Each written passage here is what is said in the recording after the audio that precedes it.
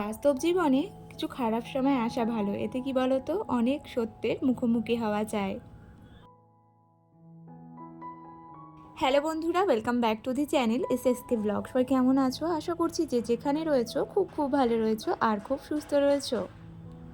আমার একটা নতুন ব্লগে তোমাদেরকে জানাচ্ছি অনেক অনেক ওয়েলকাম। সকালবেলা একদিকে রান্না আর একদিকে বিছানা তোলা দুটো নিয়েই আজকে ব্লগটা শুরু করলাম আর কি। তো সকাল সকাল উঠেছি বলে রান্নাটা জানো তো অনেক আগে চাপিয়ে দিয়েছি।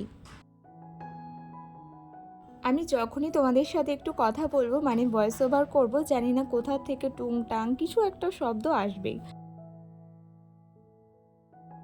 তো পাশ দিয়ে একটু আওয়াজ হচ্ছে, তো সেটা কিছু তোমরা মাইন্ড করো না, একটু অ্যাডজাস্ট করো। এতক্ষণ আওয়াজ হয়নি জানো তো, যেই আমি ভয়েস দিতে গেলাম সেই আওয়াজটা শুরু হলো।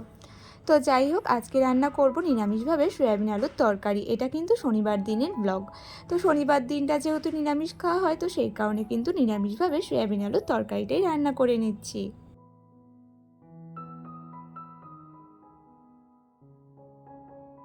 আর ওই যে ব্লগের শুরুতেই কিছু কথা তোমাদের সাথে বললাম, তো সেগুলোর ব্যাখ্যা না হয় ভিডিওর মাঝখানে দেবো। তো প্রথমে তোমরা দেখে নাও আমি কী কী কাজ করছি। তো সকালবেলা ওই তো আজকে যেহেতু তাড়াতাড়ি একটু রান্নাটা বসিয়েছি, সেহেতু হাতে অনেকটা টাইম আছে। আর মাম্মাম আর তোমাদের দাদা ভাই দুজনেই উঠে গেছে, সেই কারণে বিছানাটা এক ফাঁকে তুলে নিচ্ছি। আর গরম তো, সেই কারণে ভাবি কি সব কাজ মিটিয়ে তারপরেই নিচে যাব। সেই কারণে কিন্তু এই দেখো এখন বিছানাটা তুলে তাড়াতাড়ি করে ভাবছি ঘরদোরগুলো ঝাড় দিয়ে মুছেও নেব।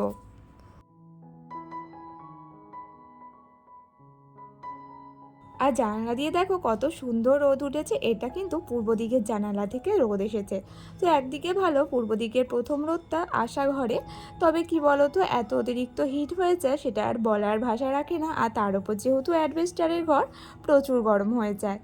তো কিন্তু চারি সাইডটা কিন্তু বেশ সবুজ সবুজ, বৃষ্টি হলে বেশ ভালো লাগে দেখতে। তবে বৃষ্টিও তো ইদানিং হচ্ছেই না। 43 ডিগ্রি 44 ডিগ্রি চলছে এখন। তোমাদের ওখানে কত ডিগ্রি চলছে অবশ্যই বলো। আর তার ঠিক এপাশের জানালাটা দিয়ে বেশ ভালো হাওয়া হয় জানো তো। তো সেই কারণে ভাবলাম একটু শেয়ার করি, যদিও এখন তেমন হাওয়া দিচ্ছে না, তবে ওই যে হালকা হালকা মাঝে মাঝে দিচ্ছে। তো তাও দেখালাম আর কি, দুদিকের জানলায় দু রকম। তো এই যে ফুলটা জানো তো এখানে রাখি, প্রত্যেক দিন সন্ধ্যাবেলা এত হাওয়া দেয়, এসে দেখি ফুলটা নিচে গড়াগড়ি করছে। আর এই যে মা লক্ষ্মীর এই ফটোটা আমরা আসার আগে থেকে এই ঘরে লাগানো ছিল বলে খুলে দিইনি। দেখতে যদিও অতটা ভালো লাগে না, তবুও খুলিনি যেহেতু ঠাকুর আর অনেক দিন ধরে রয়েছে সেই কারণে। আর এখানে দেখো এইগুলো একটু সুন্দর করে গুছিয়ে নিচ্ছি। আমার কেনা প্রথম লিকুইড লিপস্টিক, যেটা দিয়ে কিন্তু আমার মাম্মাম এখন খেলে। অনেক দিন আগেই শুকিয়ে গেছে, মাম্মাম খেলে আর কি। আর এখন কিছু জামা কাপড় আছে, একটু সুন্দর করে গুছিয়ে জায়গাটা জায়গায় রাখবো আর কি।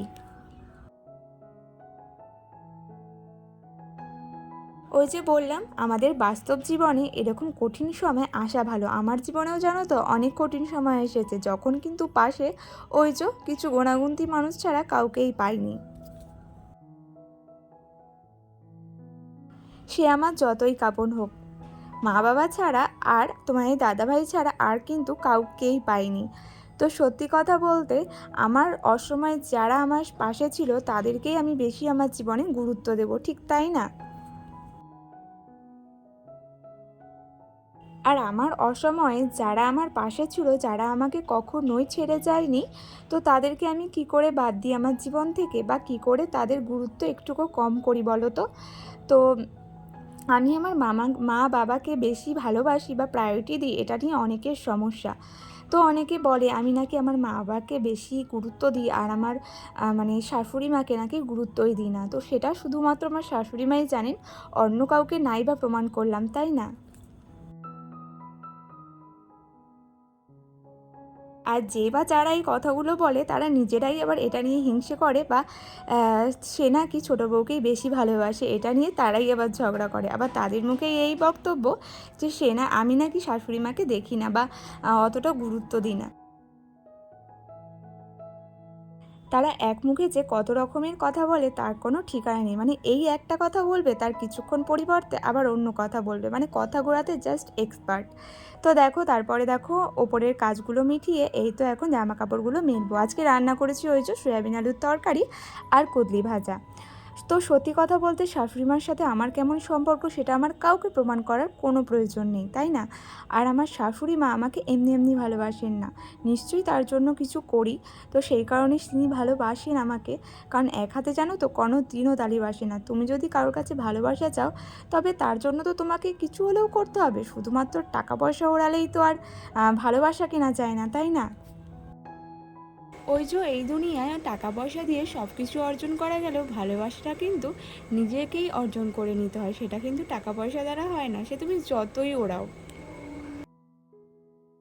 বাসনগুলো দেখো এখানে গুটিয়ে রাখলাম আর কি, কারণ ওই ঘরে না রাখতে আবার অসুবিধা হয়, আর সেই কারণে এই ঘরে থাকলে সকালবেলা বুট হয়ে যায়, এই ঘরে থাকলে সকালবেলা নিয়ে যাওয়া যায় আর কি, তো সেই কারণে এইভাবে রাখলাম।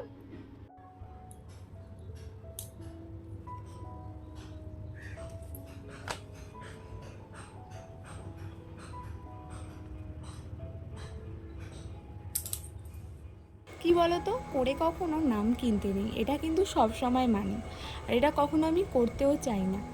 তবে কি বলতো, কিছু কিছু মানুষ এমন রয়েছে যে আমাদের নিয়ে কথা না বললে তাদের পেটের ভাতটাই হজম হয় না, মানে কথা তাদের বলতেই হবে। এই যে 1 মাসের বেশি হয়ে গেছে আমরা কিন্তু ওই বাড়ি ছেড়ে চলে এসেছি, তবুও কিন্তু আমাদের নিয়ে যে একটা কথা বলা সেটা তাদের শেষই হয় না। 2 দিন পর পরই সেই টপিকটা সেই ঘুরে ফিরে এদিকেই আসবে, আমি কিন্তু বলতেই চাই না, একদমই বলতে চাই না। এখনও মনে আছে আমার মাম্মাম কিন্তু সিজারে হয়েছে, আর আমার মাম্মাম হওয়ার পর মাম্মাম কেন, যে কোনো বাচ্চাই সিজার হওয়ার পর সেই মাটা যখন নতুন মা হয় তাদের শরীরে কত রকমের সমস্যা হতে পারে। তার ওপর আমি আমার মাম্মামকে ডেলিভারির পর বাড়ি আসার 2 দিন পর আবার আমাকে নার্সিংহোমে ভর্তি হতে হয় আমার শারীরিক কন্ডিশনের জন্য, একদমই খারাপ হয়ে গেছিলো। ঠিক আছে, আমি মোটামুটি 3 মাসও হয়তো ঠিকঠাক মতো রেস্ট নিতে পারিনি, আমাকে ছুটে যেতে হয়েছে শ্বশুরবাড়িতে। কেন? ওই যে ভালোবাসার খাতিরে, চাইলে আমিও জেদ করে নাই যেতে পারতাম অন্য লোকের মতো, তবে গেছি। কেন গেছি? আমার মা বাবাও পাঠিয়েছেন। কেন পাঠিয়েছেন? যে না, আমার যাওয়াটা উচিত, কারণ সেটা আমার কর্তব্য। তখন কিন্তু আমি আমার শরীরের কন্ডিশন ভুলে আমি কিন্তু চলে গেছিলাম, তবে তারা কিন্তু পাশে থেকেও ওই যে না পাশে থাকার মতো হয়ে গেছিলো।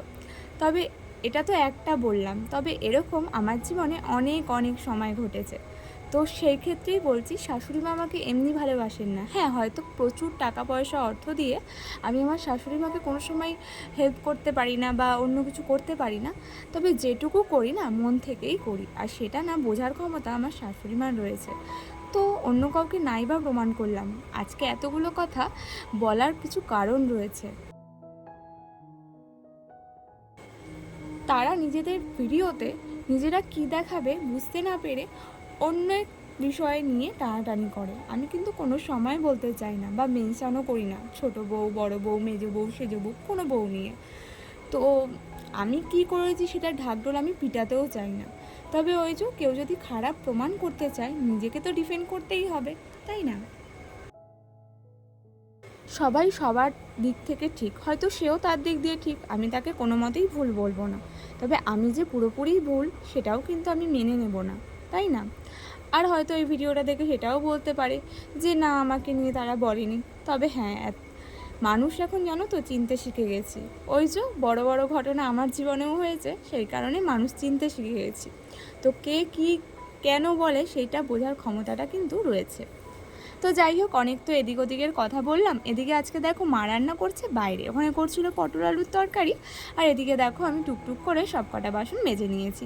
ওই যে মায়ের হাতে হাতে করে দিই, এই নয় যে বাপের বাড়ি এসে পায়ের ওপর পা তুলে বসে থাকি। আমি যতটুকু করার সামর্থ্য আমার, মানে শরীরে যতটুকু দেয় আমি কিন্তু হেল্প করার চেষ্টা করি, কারণ ওই যে মা একা একা করবে নিজের দেখতেও কিন্তু খারাপ লাগে। আর এই বলকারটা আমি যখন অফিসে ফার্স্ট মাইনে পাই তখন আমার মামামকে কিনে দিয়েছিলাম। তো এখানে দুজন মিলে খেলছে।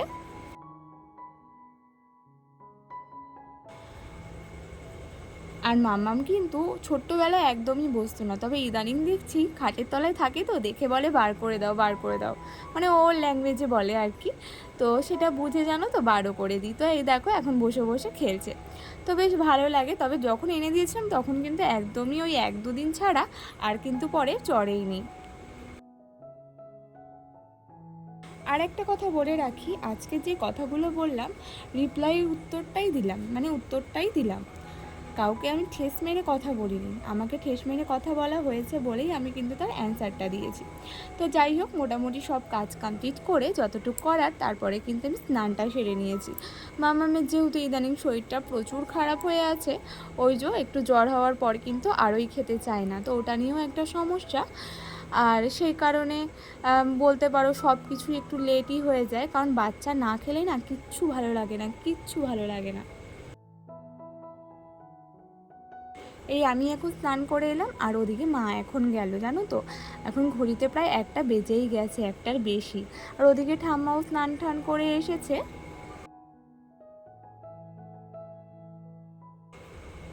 আর চুলটা জানো তো ভাবছি একটুখানি ছাড়বো, তবে তোমার দাদাভাই জানো তো প্রচুর রাগ করে, বলবে একদম কাটবে না। তো সেই কারণে আর কাটা হয় না, তবে ভাবছি সামনে দিয়ে হালকা একটু লক্স দেবো, কারণ অনেক দিন হয়ে গেছে চুলের ডিজাইনটা একই রয়েছে, নিজের কেমন একটা লাগছে, ভাবছি একটু লক্সটা কেটে নেব। তবে ওইটুকু কাট আমি নিজেই করতে পারি, তো সেই কারণে আর পার্লার যাওয়ার প্রয়োজন নেই। তবে আমার কিন্তু বেশ লম্বা লম্বা চুলই ভালো লাগে। তবে ইদানিং যেহেতু অতিরিক্ত গরম পড়েছে, সেহেতু কিন্তু প্রচুর কষ্ট হয়ে যায়, লম্বা চুল মেনটেন করা কিন্তু মুখের কথা নয়। তো যাই হোক, এইদিকে আমি যেহেতু তাড়াতাড়ি চান করেছি, ভাবলাম কি পুজোটা দিয়ে দিই। আর আজকের ব্লগটা তোমাদের কেমন লাগলো অবশ্যই কিন্তু কমেন্ট করতে ভুলো না। সত্যি কথা বলতে নেগেটিভ জিনিস আমিও আমার ব্লগে আনতে যাই না, তবে কিছু পাবলিকের এমন বিহেভিয়ার থাকে যে কী আর বলবো, রিপ্লাই দিতে বাধ্য করে। তো চলো, সবাই ভালো থেকো, টাটা।